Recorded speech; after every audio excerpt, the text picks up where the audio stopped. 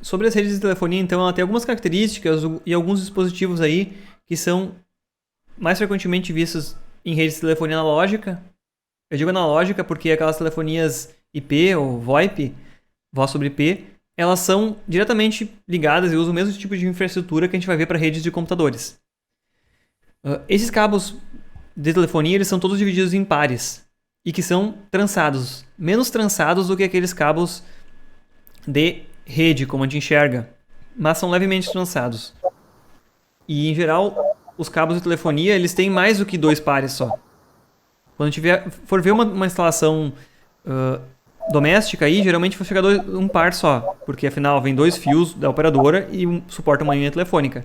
Mas uma instalação maior, seja comercial ou industrial maior, em geral, as centrais telefônicas são ligadas por cabos com vários pares a voice panels, como a gente viu descrito lá na parte do que contém um rack de telecomunicações. Um voice panel é a ponta no qual se conecta um cabo com múltiplos pares, né?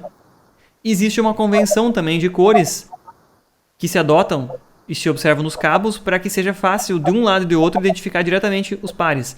Seguindo uma convenção de cores, se pode separar esses múltiplos cabos que tem aqui. Aqui, por exemplo, tem 20 pares, são 40 cabos diferentes, condutores aqui dentro.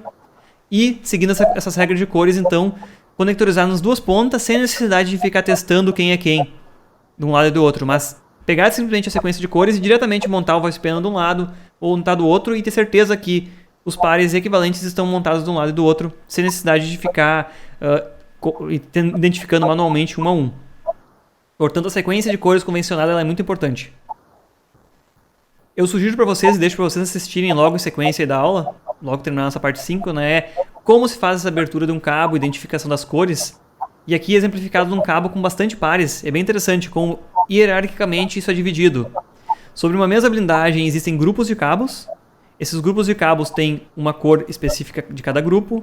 Dentro dos grupos, também os pares têm cores específicas de acordo com que eles estão enrolados e que permitem identificar claramente, sem dúvida, qual a sequência de pares de um lado e do outro de um mesmo cabo. Como são conectorizados esses cabos, então? O que tem dentro daqueles voice panels lá que a gente estava falando?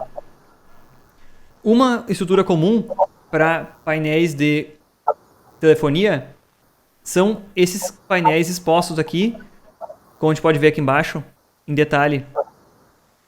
Como são esses blocos de conector, em que de um lado do bloco se bota a ponta do cabo que vem. Por exemplo, aqui a gente vê um painel montado em que chegam vários cabos de um lado, cada um foi ligado num lado desse bloco, aqui.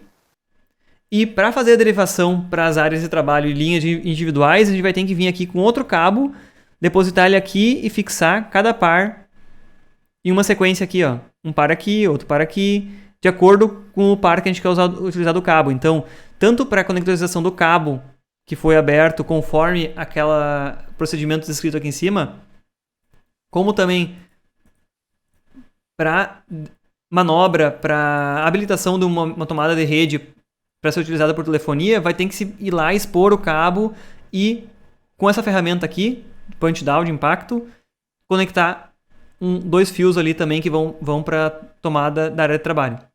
Esse aqui é o tipo de bloco mais antigo. As redes que estão passando por o que a gente chama de convergência, aí, no qual as redes de telefonia e rede de computador seguem um padrão, elas não usam mais esse tipo de bloco telefônico aqui. Mas é muito comum, se encontra por tudo que é lugar aí. Então, essa ferramenta aqui, que é utilizada para fixar os cabos aqui, vocês vão ver no vídeo, em detalhe como é que é feita a crimpagem desse cabo aqui, como está nesse vídeo de baixo. Ela tem um lado que vai cortar o excesso de cabo e outro lado que só vai empurrar o cabo para dentro da fenda. Por que isso? Isso facilita porque a gente não precisa descascar cada um e expor cada um dos condutores. A gente simplesmente deposita a ponta do cabo ali em cima, aperta com essa ferramenta de forma que a parte que fique para dentro aqui seja cortada, o excesso, e lá de fora seja mantido, e ela vai aqui dentro fixar a condutores rígidos ali e que vão agarrar o condutor central e fazer conexão elétrica entre um lado e outro aqui do bloco. Isso aqui é bastante prático de se fazer essa conectorização. De forma que depois que for aberto todo esse cabo e forem conectados os diversos pares, a gente pode fazer aquelas manobras aqui ligando um patch cord aqui na frente entre um canal desse voice panel aqui e uma tomada qualquer de telecomunicações. Eu acho que a gente já comentou isso aqui na aula de telecomunicações lá, mas esse mesmo conector aqui, que é conhecido como RJ11, ele pode ser utilizado e conectado numa tomada com aquele conector 8C, que a gente conhece por RJ45, para ligar uma central de telefonia analógica, um voice panel, em uma tomada de rede com aquele conector conhecido como RJ45, eles são compatíveis, eles vão se fixar, só que vai ser utilizado somente os dois fios centrais, que originalmente teriam 4 pares para rede utilizado para rede de computador, mas vai ser usado somente um desses pares para rede de telefonia analógica. Esse vídeo aqui também tem só 5 minutos, mas mostra bem certinho o procedimento de como fixar esses cabos ali, como organizar e fixar eles utilizando essa ferramenta. Acho bem importante que vocês conheçam isso aqui, que isso aqui pode ser necessário um dia para vocês, no conhecimento de rede de telefonia. Para botar o conector na outra ponta do cabo, a gente precisa de uma alicate específica para botar esse conector RJ11 aqui, que é um alicate. Em geral, os alicates que tem conector para RJ45, que são 8 pinos, também tem para RJ11, na mesma alicate. E é um procedimento similar ao que a gente vai ver como se faz para cabos para rede de computador. Esses cabos para telefonia têm menor imunidade a ruído, também não tem tanta preocupação com a largura de banda de resposta, porque os sinais utilizados em telefonia são de banda estreita, assim, menos de 1 MHz. Então eles são cabos de categorias 3 ou inferior para rede de telefonia. Mas também, como eu comentei lá dos diversos caminhos diferentes que existem para cabeamento estruturado, a gente tem que ver qual é o método de instalação correto. Porque existem cabos que são tipo internos, para instalação em eletrodutos, calhas, sancas e outros caminhos, como a gente viu lá. Existem os cabos aéreos, que vão ter resistência à tração, exposição a intempéries, por exemplo. E existem aqueles cabos já diretamente enterrados para telefonia também. Cabos similares a esses usados para telefonia são também utilizados para instalação em monitoramento de alarme, por exemplo. E a telefonia, reforço aqui, como também já devo ter reforçado lá em Telecom, telefonia não pode compartilhar os caminhos da instalação com rede elétrica, rede de energia, por estar sujeito a interferência, por ter classificação de isolação incompatível, pois não pode oferecer risco ao usuário. E existe uma norma determinada por isso aí, então a gente não deve fazer isso de nenhuma forma. Ah, mas é só para instalar uma tomadinha ali. Olha, melhor não fazer isso. Pode, além de prejudicar o desempenho, trazer um risco de segurança aí. Quando a gente fala de telefonia analógica, a gente dá um passinho dentro de rede de computador também, quando a gente fala daquela velho serviço de DSL. Ou rede de computador, comunicação de dados sobre linha telefônica. Isso aqui é bastante comum.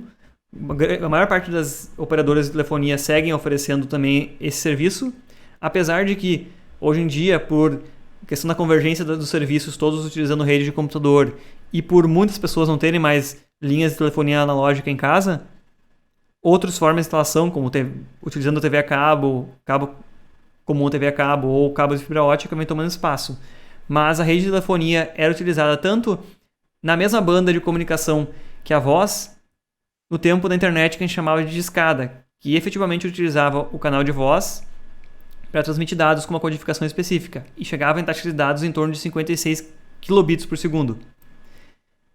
A evolução disso aqui foi quando as operadoras passaram a suportar frequências mais altas para os usuários assinantes desse serviço, frequências aí de até em torno de 2 MHz, então frequências acima dos 4 kHz usados para voz eram utilizadas tanto para transmissão de dados como para recepção de dados pelo usuário, até em torno de 2 MHz, então permitindo taxas de dados bem maiores, chegando e excedendo aí os 20 megabits por segundo.